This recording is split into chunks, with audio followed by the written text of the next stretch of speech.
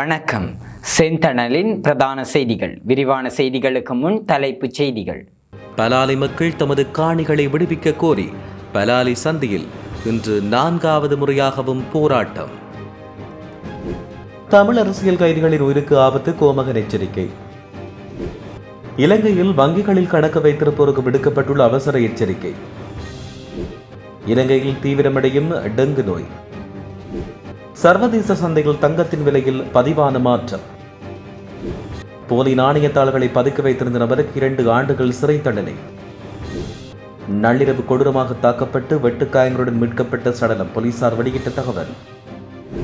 தயவு செய்து அவதானமாக இருக்கவும் வளிமண்டல திணைக்களம் விடுத்துள்ள எச்சரிக்கை. கனடாவின் டொரண்டோ தெரு திருவிழாவில் துப்பாக்கிச் சூடு, 2 ஸ்தலத்திலேயே பலி. அமெரிக்க தளங்களை இலக்கு வைத்து ஈரான் தொடர் தாக்குதல், கட்டார் விடுத்துள்ள அறிவிப்பு. தொடர்வன விரிவான செய்திகள். பலாலி மக்கள் தமது காணிகளை விடுவிக்குமாறு கோரி பலாலி சந்தியில் இன்று 4வது தடவையாக போராட்டத்தை முன்னெடுத்தனர். யுத்தத்தால் இடம்பெயர்ந்து கடந்த 36 வருடங்களாக காணிகளை இழந்த மக்கள் இராணுவத்தின் வசமுள்ள காணிகளை விடுவிக்குமாறு கோரி இந்த போராட்டத்தை மேற்கொண்டனர். தமது காணிகளை இராணுவம் விவசாய நடவடிக்கைகள் மற்றும் வர்த்தக நிலையங்களை அமைத்து தமது சொந்த தேவைக்கு பயன்படுத்தி வரும் நிலையில் நீண்ட காலமாக நிலங்கள் வீடுகள் அற்று வாழ்ந்து வருவதாகவும் அவர்கள் குறிப்பிட்டனர். இதன்போது கொட்டகை அமைத்து போராட்டத்தை முன்னெடுக்க மக்கள் முயற்சித்த போது போலீசார் அதை தடுத்துள்ளனர். மக்கள் கொளுத்தும் வெயிலிலும் தொடர்ந்து தமது போராட்டத்தை மேற்கொண்டு வருவதாக தெரிவிக்கப்பட்டுள்ளமையும் குறிப்பிடத்தக்கது.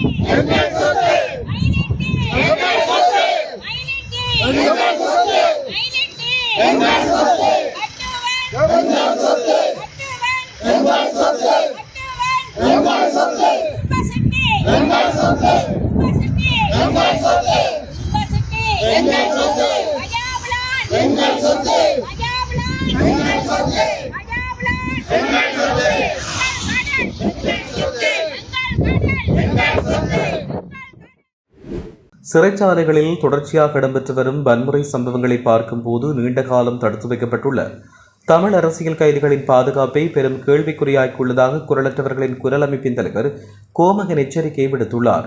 யாழ் ஊடகமையத்தில் நேற்று இடம்பெற்ற ஊடக சந்திப்பில் அவர் இவ்வாறு தெரிவித்தார்.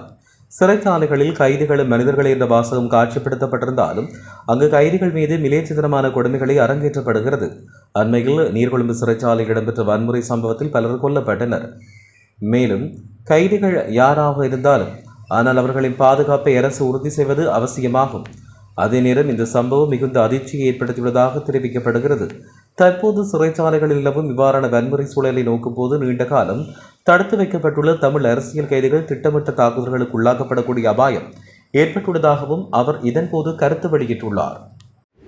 பொதுமக்கள் தங்களுடைய தனிப்பட்ட வங்கிக் கணக்கை வெளியாட்களுக்கு பயன்படுத்த அனுமதிக்க வேண்டாம் என்று மத்திய வங்கி பொதுமக்களுக்கு எச்சரிக்கையை விடுத்துள்ளது. இது தொடர்பில் மத்திய வங்கி விடுத்துள்ள அறிக்கையில் ஒருவரின் தனிப்பட்ட வங்கிக் கணக்கில் நிகழும் ஒவ்வொரு பரிவர்த்தனைக்கும் அவரே பொறுப்பென்றும் தெரிவித்துள்ளது. சிலர் சிறிய மாதாந்த கட்டணத்துக்கு தங்களின் வங்கிக் கணக்கை வாடகைக்கு விட முன்வருகின்றனர். அவ்வாறு வாடகைக்கு விடப்பட்ட கணக்குகள் சட்டவிரோத நடவடிக்கைக்கு பயன்படுத்தப்படுவதற்கான சாத்தியக்கூறுகள் அதிகம் இருப்பதாக மத்திய வங்கி சுட்டிக்காட்டியுள்ளது. எனவே இவ்வாறான சூழல் ஏற்படுமாயும் மற்றவர்களின் சட்டவிரோத நடவடிக்கைகளுக்கு நீங்களும் சட்டப்படி பதில் சொல்ல வேண்டியிருக்கும் என்றும் வாடிக்கையாளர்கள் எச்சரித்துள்ளனர். இதுகுறித்து பொதுமக்கள் விழிப்புடன் இருக்க வேண்டும் என்றும் மத்திய வங்கி பொதுமக்களுக்கு அறிவுறுத்தல் விடுத்துள்ளதாக தெரிய வருகிறது. இலங்கையில் டெங்கு நோயின் தாக்கம் அதிகரித்து வருவதாக தெரிவிக்கப்பட்டுள்ளது. குறிப்பாக இந்த ஆண்டு இதுவரை பதிவான டெங்கு நோயாளர்களின் எண்ணிக்கை 68,000 தாண்டியுள்ளதாக தேசிய டெங்கு கட்டுப்பாட்டு பிரிவு தெரிவித்துள்ளது. இந்த ஆண்டு இதுவரை பதிவான மொத்த டெங்கு நோயாளிகளின் எண்ணிக்கை 68,071 என்று அந்த பிரிவு கூறியுள்ளது. மேலும் 47 நோயாளிகள் உயிரிழந்ததாக தேசிய டெங்கு கட்டுப்பாட்டு பிரிவு தெரிவித்துள்ளது.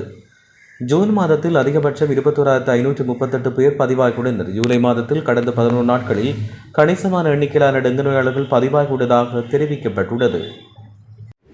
சர்வதேச சந்தையில் தங்கத்தின் விலை இன்று சற்று வீழ்ச்சியை பதிவு செய்துள்ளது. அதன்படி ஒரு அவுன்ஸ் தங்கத்தின் விலை 4108.44 அமெரிக்க டாலராக பதிவாகியுள்ளது. அதேவேளை வெள்ளி ஒரு அவுன்ஸ் விலை 59.7 அமெரிக்க டாலராக பதிவாகியுள்ளது. இலங்கையில் இன்று பதிவான தங்க விலை நிலவரப்படி 24 கரட் தங்கம் பவுனொன்று 3,73,300 ரூபாவாக விற்பனை செய்யப்படுகிறது. 22 கரட் தங்கம் பவுனொன்று 3,42,200 ரூபாவாக விற்பனை செய்யப்படுவதாக தெரிவிக்கப்படுகின்றது.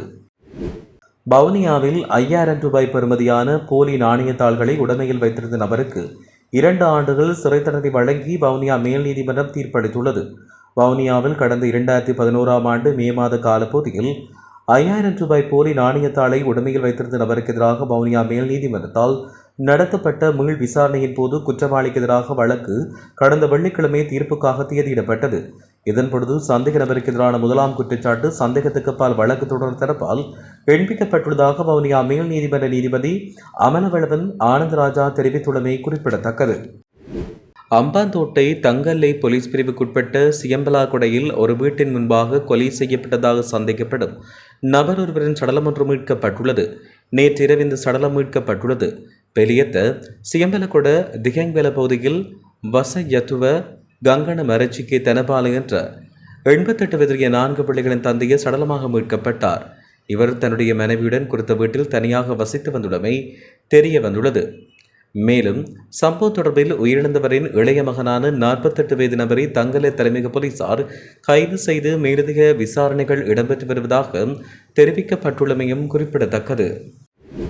மத்திய சப்ரகமுவ வடமத்திய மற்றும் வடமேல் மாகாணங்களுக்கும் மொன்றாகலை அம்பாந்தோட்டை திருகோணமலை மற்றும் மன்னார் மாவட்டங்களுக்கும் பலத்த காற்று தொடர்பான எச்சரிக்கை விடுக்கப்பட்டுள்ளது. இது தொடர்பில் வளிமண்டல திணைக்களம் எச்சரிக்கை விடுத்துள்ளதோடு தயவு செய்து அவதானமாக இருக்குமாறு அறிவுறுத்தல் வழங்கப்பட்டுள்ளது. இயங்கு நிலை தென்மேற்கு பருவப்பெயர்ச்சியின் காரணமாக மத்திய சப்ரகமுவ வடமத்திய மற்றும் வடமேல் மாகாணங்களிலும் மொன்றாகலை அம்பாந்தோட்டை திருகோணமலை மற்றும் மன்னார் மாவட்டத்திலும் அவ்வப்போது மணித்தியாலத்துக்கு 40 தொடக்கம் 50 கிலோமீட்டர் வரை பலத்த காற்று வீசக்கூடும் என்று எதிர்பார்க்கப்படுகிறது. இனி சர்வதேச செய்திகள். கனடாவின் டொரண்டோ நகரில் நடைபெற்ற புகழ்பெற்ற வருடாந்த கலாச்சார திருவிழாவான சல்சா அண்ட் செயின்ட் கிளேர் தெரு திருவிழாவில் நடத்தப்பட்ட துப்பாக்கிச் சூட்டில் 2 உயிரிழந்ததோடு 4 காயமடைந்துள்ளனர்.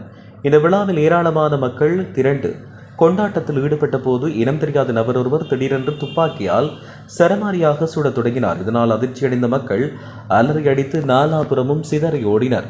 சம்பவத்தில் காயமடைந்தோர் மீட்கப்பட்டு சிகிச்சைக்காக மருத்துவமனையில் அனுமதிக்கப்பட்டுள்ளனர். துப்பாக்கிச் சூட்டை நடத்திய நபர் சம்பவ இடத்திலிருந்து தப்பியோடியதால் அவரை பிடிக்க காவல்துறையினர் தீவிர தேடுதல் வேட்டையில் ஈடுபட்டு வருவதாக அங்கிருந்து கிடைக்கும் தகவல்கள் தெரிவிக்கின்றன.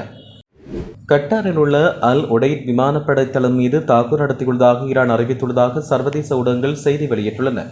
இந்த தாக்குதலில் தமது போர் விமானங்கள் மூலம் பராமரிப்பு நிலையம் மற்றும் கட்டளை மற்றும் கட்டுப்பாட்டு மையம் ஆகியவை அளிக்கப்பட்டதாக ஈரான் தெரிவித்துள்ளது.